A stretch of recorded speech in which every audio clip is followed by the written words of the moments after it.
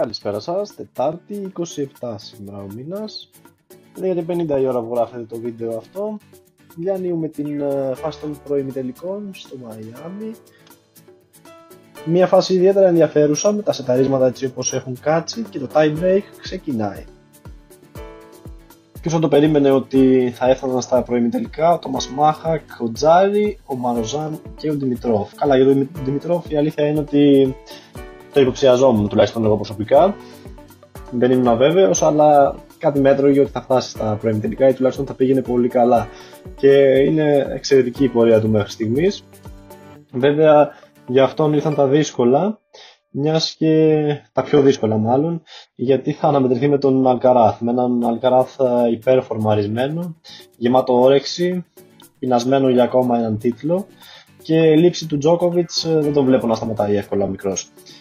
Είναι κατά τη γνώμη μου πάλι φαβορί ο Αλκαράθ, αν και έχει να αντιμετωπίσει μεγάλα ονόματα και πολύ δυνατούς παίκτες. Δεν μπορούμε να αμφισβητήσουμε τον Σίνερ, τον Μετβέντεφ και τον Σβέρεφ.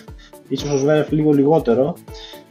Παρ' όλα αυτά βλέπουμε ότι και αυτός μετά τον τραυματισμό του, 1,5 και πλέον χρόνο μετά τον τραυματισμό του, παρουσιάζει σταθερά ανωδική πορεία και θα δούμε πολλά από αυτόν. Έπεται συνέχεια δηλαδή. Απουσιάζει ο Ρούμπλεφ και ο Τζόκοβιτς όπως είπαμε. Για τον Τζόκοβιτς θα μιλήσουμε λίγο αργότερα, θα κάνουμε αναφορά γιατί υπήρξαν κάποιες εξελίξεις σχετικά με την ομάδα του, με το team του. Ωστόσο αυτή τη στιγμή προέχει να μιλήσουμε για τα άλλα ζευγάρια. Προσωπικά δεν περιμένω κάποια έκπληξη από τα υπόλοιπα ζευγάρια. Βλέπω Σίνερ, Μετβέντεφ και Σβέρεφ στον ημιτελικό. Και η αλήθεια είναι ότι ένα κίνητρο παραπάνω έχει ο Μετβέντεφ.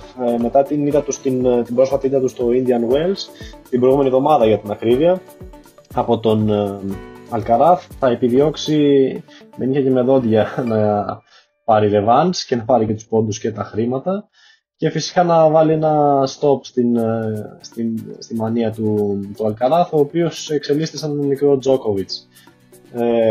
Η αλήθεια είναι αυτή.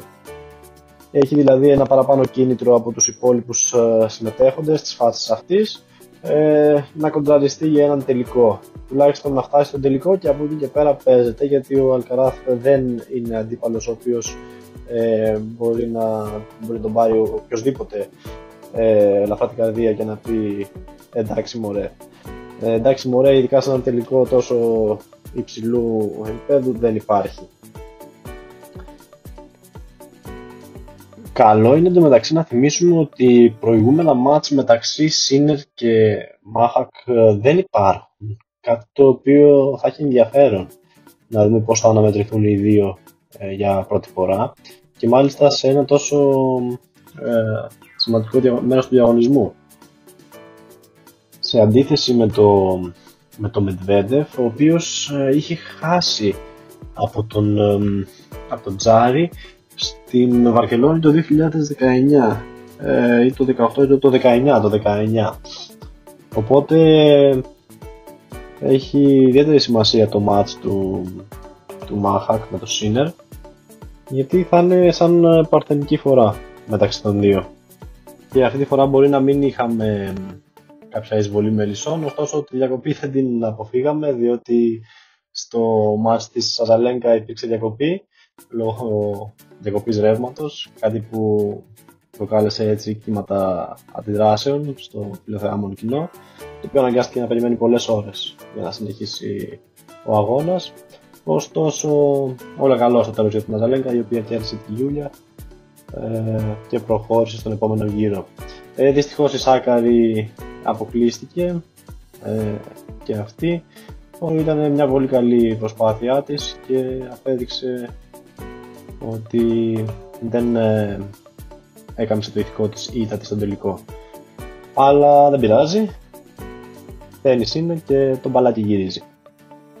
Όσον αφορά το στρατόπεδο του Τζόκοβιτς που αναφέραμε νωρίτερα, όπως έκανε γνωστό ο ίδιος μέσω ανάρτησης στο Facebook, στο Instagram με συγχωρείτε, ανακοίνωσε την αποχώρηση του Γκόραν από το team του προπονητή του, κάτι το οποίο μας εξέπληξε, διότι θα περιμέναμε κάτι διαφορετικό. Βασικά δεν θα περιμέναμε να φύγει, να τον αλλάξει, ειδικά σε αυτή τη φάση, δεδομένου του ενδιαφέροντος του Τζόκοβιτς να κατακτήσει ένα χρυσό μετάλλιο στους Ολυμπιακούς.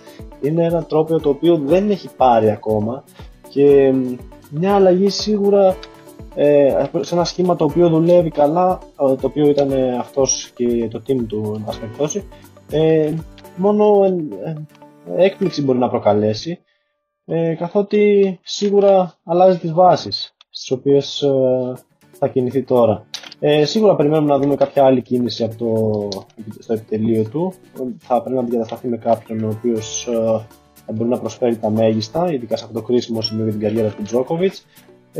Μην ξεχνάμε ότι ο Τζόκοβιτς είναι και 36 και πλέον ίσως και περισσότερο ετών, οπότε κακά τα ψέματα οι φυσικές αντοχές, όσο και αν ο ίδιος έχει αποδείξει ότι ακόμα και στα 36 μπορεί να παίζει σε μέγιστο βαθμό, δείχνει πως πρέπει να κινηθεί γρήγορα, γιατί η επόμενη γενιά τον φτάνει.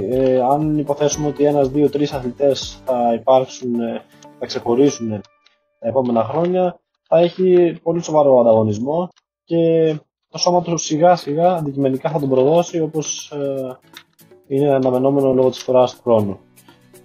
Λίγο πολύ αυτά είναι τα πιο αξιοσημείωτα ζητήματα που θέλαμε να θίξουμε σήμερα με το tie break. Σας ευχαριστώ πολύ που ακούσατε και φτάσατε μέχρι εδώ.